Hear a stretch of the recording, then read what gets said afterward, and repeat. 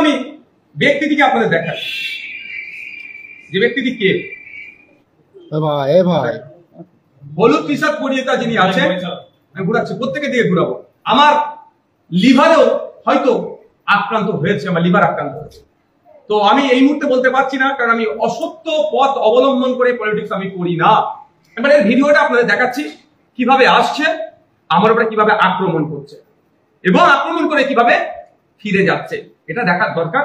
বাংলার মানুষ আজকে দেখছে, আপনাদের মাধ্যমে বাংলার বাইরের মানুষও দেখবে যে একজন বিরোধী দলের বিধায়কের উপরে কিভাবে পুলিশের মধ্যে থাকা ব্যক্তি প্রাণঘাতী হামলা চালালো। আর এতদিন হামলা, আজকে 20 তারিখে হামলা চালিয়েছে, আজকে 29 তারিখ, 9 দিন হয়ে যাওয়ার পরেও এই বিষয়ে পুলিশের সদাত্মক ভূমিকা নাই। আমার অপরাধটা কি? হয়তো আমার কাছে ফোর্স না থাকলে এতদিন হয়তো আমার প্রাণে মেরেই দিত এরা। আমি এখন আপনাদেরকে দেখাবো ওই ভিডিওটি, যে ভদ্রলোক কিভাবে আসছেন, আমাকে মারছেন, আমাকে মেরে আবার ফিরে আসছেন। আমি রোটেট মোডে হয় নাকি দেখছি, এটা আমি মোবাইল সম্বন্ধে খুব একটা বেশি জানি না, আমি একটুখানি অপেক্ষা করুন। এই দেখুন, এখানে দেখুন, এই হলুদ জামা পরিহিত ব্যক্তিটিকে দেখুন, আমি ধরে দেখাবো, ঢুকছে। হ্যাঁ দেবো, অবশ্যই সবাইকে ভিডিওটি দেবো, আপনাদের বলবো। আগে দেখুন, আমি আরেকবার দেখাবো, আগে দেখে নিন। আপনারা নজর রাখবেন হলুদ টি শার্ট পরা এই ব্যক্তিটি, আমি বলছি তার ব্যাখ্যা করছি আপনাকে, অনেক ব্যাখ্যা আছে এর মধ্যে। আপনারা দেখা মেরে বার হবে, ঢুকছেন, মারলেন, আবার বেরিয়ে চলে আসলেন। ভিডিও সমাপ্ত হয়েছে?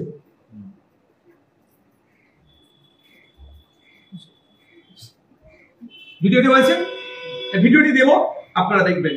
এই ভিডিওটির মধ্যে এই ভিডিওটি আপনাদেরকে দেব, এই ভিডিওটি যখন দেব আপনারা দেখবেন ডিসি স্যার ওখানে উপস্থিত ছিলেন, সম্ভবত ডিসি 3। এই লোকটি ডিসি স্যারকে ঠেলে দিয়ে আমার উপরে যে আক্রমণ করছে। আমার সিকিউরিটি ছিল, প্রশ্ন করতে পারেন আপনারা যে তাহলে আপনার সিকিউরিটি কি করছিল?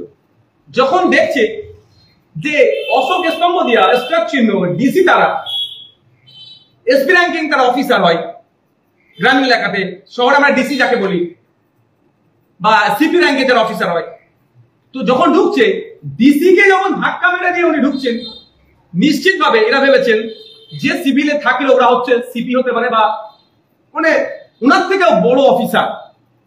কারণ সাহস হয় না একটা কনস্টেবলের, একটা ওসি, একটা এসি, যেখানে ডিসি উপস্থিত থাকবে, এসপিরা উপস্থিত থাকবে। এনারা ভেবেছেন ইনার থেকেও বড় অফিসার, সেই জন্য হয়তো ধাক্কা দিয়ে এসে সাহেবের সাথে কিছু বলবে, ফলে যে আসছিল আটকায়নি। তার প্রমাণ আপনাকে দিচ্ছি, যে আপনার ভিডিওটা যেটা দেবো দেখবেন, রাইট সাইডে ডিসি স্যার দাঁড়িয়েছিলেন, যে ডিসি স্যারকে ধাক্কা মেরে কিভাবে উনি আগিয়ে আসছেন। আমি আপনাদের একটু শুধু দেখিয়ে দিতে চাই।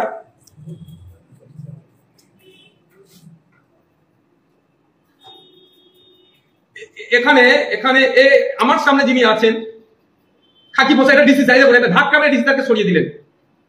এটা হচ্ছে ডিসি স্যার, এই দেখুন আমাকে এখানে ধাক্কা মেরে ডিসি স্যারকে সরিয়ে দিলেন। আমি আপনাদেরকে আরেকবার দেখাতে চাই, একটু এই লোকটা একটু জানা দরকার। ইনার সামনে ডিসি স্যার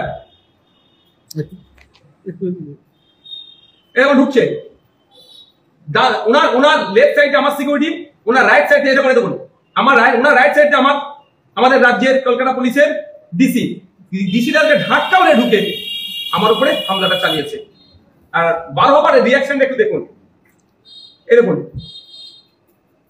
বার হবার একটু রিয়াকশনটা আমরা দেখতে চাইছি। দেখেন মুখটা দেখুন, ভদ্রলোক কাজ গুটিয়ে কাজ মিটিয়ে বেরিয়ে আসলেন। উনি যদি ওখানে ডিউটিরত অবস্থায় থাকেন তাহলে তো উনি বেরিয়ে আসবেন না। উনি যদি ওখানে ডিউটি করে গেলেন, আমাকে ঘুষি মারতে হবে এই রকমের জায়গাতে, কেউ তো নিশ্চিতভাবে নির্দেশনা দেয়নি।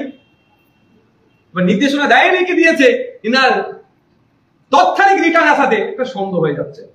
উনি যদি ওখানে ডিউটি থাকেন তো আমাকে আটকাবেন, আটকানোর দায়িত্ব ওনার থাকে। তার পরিবর্তে উনি মেরে আমাকে বেরিয়ে চলে আসলেন। এবার আমি উনার একটু ডিটেলসটা আপনাদেরকে জানাতে চাই, ভদ্রলোকের জানা দরকার। ইনার ফ্যামিলিরা কালকে আবার প্রেস কনফারেন্স করে বলে আমার নামে কারণ এখন তো মহিলাদেরকে দিয়ে প্রেস কনফারেন্স করিয়ে দিচ্ছে। এই ভদ্রলোকের নাম হচ্ছে প্রদীপ কুমার দে। এই ভদ্রলোকের নাম প্রদীপ কুমার দে, কলকাতা পুলিশের উনি একজন কনস্টেবল। উনার ডেট অফ বার্থ একটু জেনে নেওয়া দরকার। 28/1/1971 সালে উনার ভদ্রলোকের জন্ম। উনার গার্জেনের নাম ধীরেন্দ্রনাথ দে। ওনার বাড়ি, প্রিন্টটা ছেড়ে গেছে রে বাবা, বলছি বাড়ির ডিটেলসটা বলছি, কারা প্রিন্ট করেছে। আচ্ছা, ওনার ডেট অফ জয়নিং 31/1/1995 সালে উনি কলকাতা পুলিশে জয়েন হয়েছেন। ওনার ডেট অফ রিটায়ারমেন্ট 31/1/2031।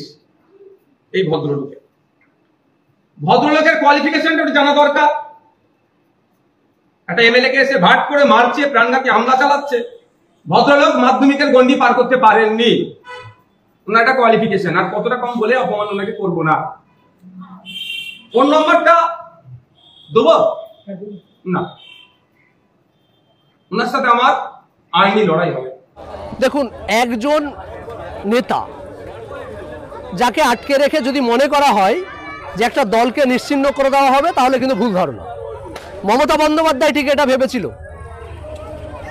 যে নওশাদ সিদ্দিকীকে যদি জেলে ভরে দিই, 42 দিন জেল খাটিয়ে দিই, তাহলে আতঙ্কিত হয়ে ফুরফুরা শরীফে চলে যাবেন, আর ফিরবেন না। কিন্তু তার উল্টোটা হয়েছে। একটা বারুদের সামান্য স্ফুলিঙ্গ থেকে যেমন অগ্নিগর্ভ পরিস্থিতি তৈরি হয়, দাবানল তৈরি হয়, ঠিক অনুরূপভাবে এক নওশাদ সিদ্দিকী থেকে আজ কিন্তু নওশাদ সিদ্দিকীর বিচ্ছুরণ ঘটেছে। সারা পশ্চিমবঙ্গের মাটিতে কয়েকশো নেতার জন্ম হয়েছে। অনুরূপভাবে আজকে ভোগালী অঞ্চলে যদি মনে করে শুধু একজন নেতাকে জেল খাটিয়ে তার নামে মিথ্যে মামলা দিয়ে শওকত মোল্লারা ভুলে যাবেন, শওকত মোল্লারা ভেবে নেবেন যে ভোগালী অঞ্চলে আর কেউ ঝান্ডা ধরার লোক থাকবে না, তাহলে কিন্তু ভুল ধারণা।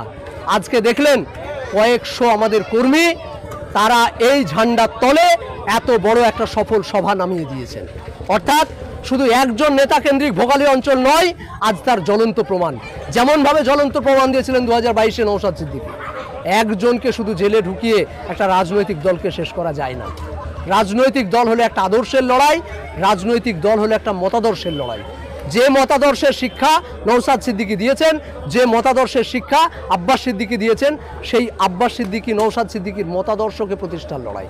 এখানে কোনো একজন বিশেষ ব্যক্তিত্বের দ্বারা নয়। আমরা দেখেছি যে ভাঙড় সবসময় স্রোতের উল্টো পথে হাঁটে। যখন বামফ্রন্ট ক্ষমতায় ছিল তৃণমূল জিতেছে, আর এখন তৃণমূল ক্ষমতায় এসছে আইএসএফ জিতেছে। সেই জায়গায় আমরা দেখছি যে কয়েক দশক ধরে আমাদের কর্মক্ষেত্রে বিভিন্ন জায়গায় যাওয়া ক্ষেত্রে আমরা দেখতে পাচ্ছি যে অন্যান্য বিধানসভার তুলনায় এই ভাঙড় বিধানসভাটা অনেক পিছিয়ে রয়েছে। রাস্তাঘাট, পানীয় জল, স্বাস্থ্য, শিক্ষা। তো সেই জায়গায় নওশাদ সিদ্দিকীও 5 বছর প্রায় ধরো তিনি টানা সময় পূরণ করলেন। নওশাদ সিদ্দিকীও কোনো